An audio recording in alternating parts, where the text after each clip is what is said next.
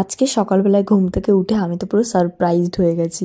মানে সকাল সকাল বাড়িতে এত বড় একটা পার্সেল, আমি তো দেখে তর না সইতে পেয়ে তাড়াতাড়ি করে এসে ক্যামেরা অন করে আমার বোনকে বললাম তুই পার্সেলটা ওপেন কর, বিকজ আমি জানতাম এর মধ্যে কি আছে।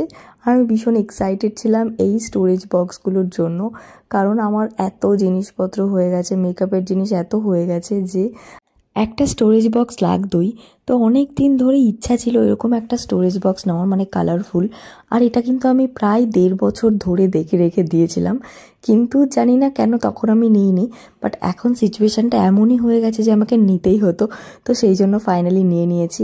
আর এখন কিন্তু অ্যামাজন, ফ্লিপকার্টে অনেক ধরনের স্টোরেজ বক্স অ্যাভেলেবেল, এক কালারের মধ্যেও রয়েছে। কিন্তু জানি না কেন আমার এই কালারফুলের মধ্যে একটা আলাদাই মানে ভালো লাগা রয়ে গেছে। মানে আমি ফার্স্টেই এটাই ভেবেছিলাম যে এটাই নেব, তো ফাইনালি সেটাই আমি নিয়েছি। আর আমার স্টোরেজ বক্সটাতে 6টা বক্স রয়েছে।